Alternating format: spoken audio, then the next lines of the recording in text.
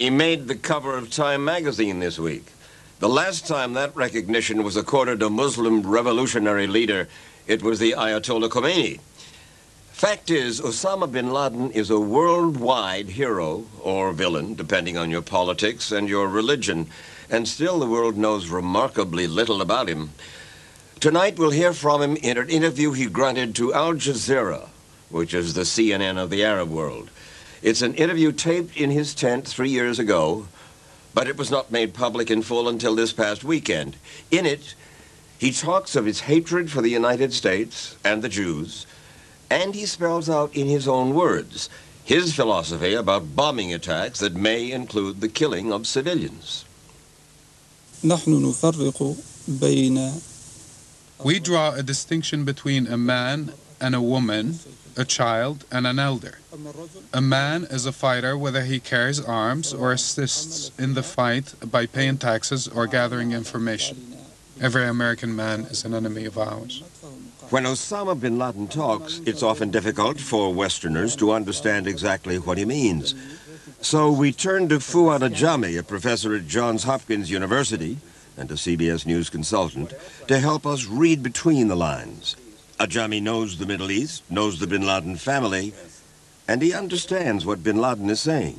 He said, every American man is our enemy, but not necessarily women, children? Yes, I think that's Osama bin Laden dissimulating. Osama bin Laden had declared all Americans, in whatever country, wherever they are, men, women, and children, civilian and military, to be legitimate targets of brutal attacks. So when 5,000 or 6,000 died at the World Trade Center, he didn't care whether they were young, old, female, male, whatever. No, he couldn't. They were American enemies. Yes, and this is in the brutal language, if you will, this is the collateral damage of the holy war between Osama bin Laden and the wicked infidel forces of the West, led by America.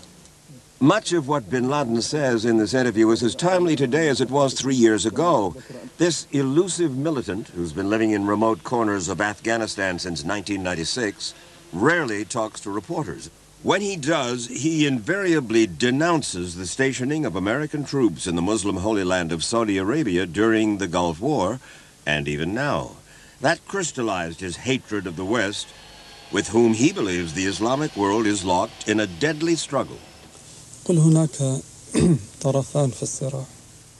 This pits international crusaders in alliance with Jewish Zionism, led by the US, Britain, and Israel, against the Muslim world. It's unacceptable that they commit aggression in our land and our holy sites, plunder our oil, and if we resist, they label us as terrorists. That's a label virtually every Western leader would say bin Laden has earned.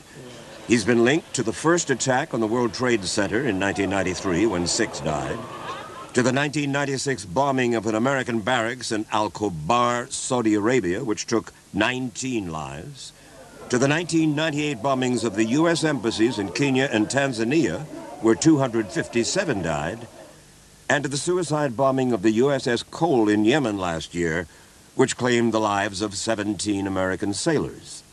But bin Laden is modest about claiming responsibility for those acts of terror.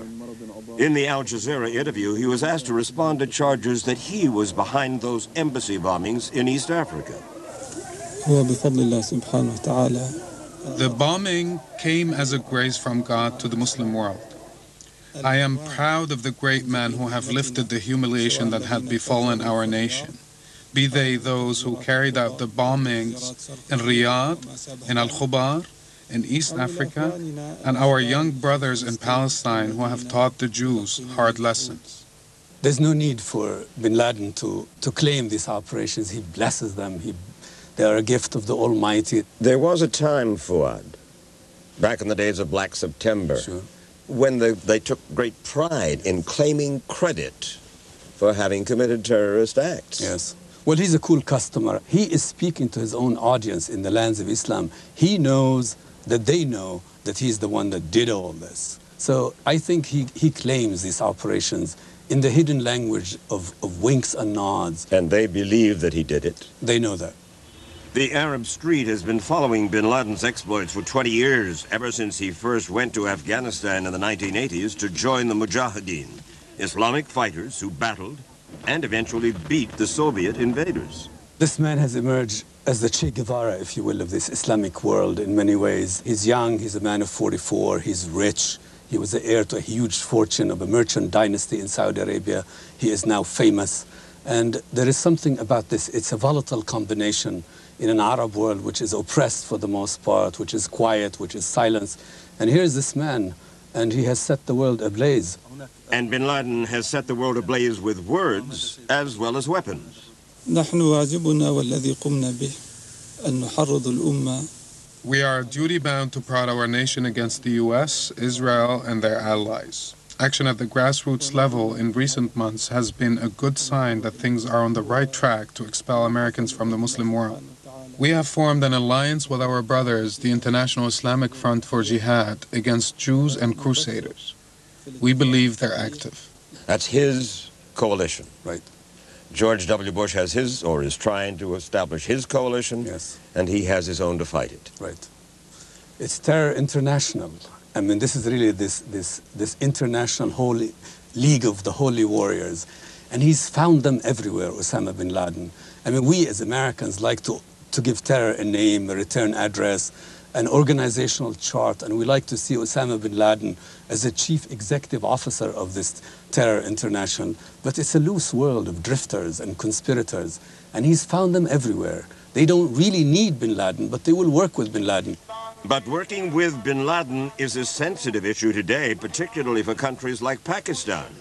Bin Laden was asked in 1998 whether he thought Pakistan would side with him or with the United States. والشعب والناس في باكستان. The people of Pakistan have set a clear standard for hatred of the U.S. and the way it bullies the Muslim world. There are in Pakistan pro-Muslim, anti-American factions, and there are a few who are collaborating with the enemy of Islam. Is he popular on the streets? Well, the sad truth is in many, many thwarted societies, men like Osama bin Laden have tremendous appeal. Again, he's wealthy, he's young, he's famous, he's taunted the Americans. And he's been the focus of American rumors or wishful thinking that he suffers from some fatal disease. Rumors he is proud to deny. أما من ناحية الصحة ولله الحمد والمنة نشكره دائما. I am in good health, thank God. My hobby is horseback riding, and I can ride for 70 kilometers. These rumors are spread to demoralize Muslims or calm the tempers of Americans. He's a vegetarian, he's ascetic, but he's very healthy. And, you know, this is a man of, in his early 40s. He'll be around a long time unless we get him. But getting bin Laden almost certainly means targeting Afghanistan. In his interview, bin Laden predicted that the country that has been sheltering him from American anger will never give him up. وإن أي اعتداء من أمريكا اليوم. It must be understood that any American attack on Afghanistan is in fact a virtual attack on Islam and all it stands for. Our relationship with the Taliban is strong, well cemented in Islamic principles, and not on self-interest. There have been all sorts of pressures on the Taliban, but to no avail. Now that was 3 years ago, and apparently the same is true today. Great pressures on the Taliban and to no avail. Well, it seems to hold out. So we are going to bomb conceivably Afghanistan. We can bomb Afghanistan. We may have to do so. But let's not kid ourselves. A strike against Afghanistan will not really deliver us from trouble. On the contrary, conceivably, it would cause more trouble, no? Yes. In the Muslim world. Sure. As soon as these bombs start falling on Afghanistan, Mike, I think there will be tremendous sense of sympathy, particularly in the lands of Islam, for the Afghanis. We are going to wage war in distant lands which are not terribly friendly to us. That's the dilemma of American power, and that's the dilemma of President Bush at this time. Like a lot of people, Charles Grodin has been thinking about the big picture. A week before the attack on the World Trade Center and the Pentagon, I was preparing a light piece for this broadcast. The headlines of the day were about Gary Condit, the mayor's race, and the U.S. Open tennis matches here in New York. I'd been advised when doing these commentaries that it was always a good idea to keep the big picture in mind. I said I wasn't 100% sure what the big picture meant. So I went to Grand Central Station in New York to see if people there could tell me. It was a different time, and that was reflected by people's response to my question. When you hear the phrase, the big picture, what does that mean to you? To me, it means looking at the forest as opposed to the trees. You certainly want to pay attention to the trees, but just what role it plays in the forest. Just not so much focusing on the details, but on a wider array of things. Have you spent much time in forests? Not at all. No, not many forests in Harlem where I grew up. Thankfully, children had no idea what the big picture was. Did you ever hear the big picture? Anybody ever hear the phrase, the big picture? Did you? The answer didn't come that easily for some grown-ups either. The big picture. Big picture. Big picture. The big picture. Well, This nice lady was pretty literal about the whole thing.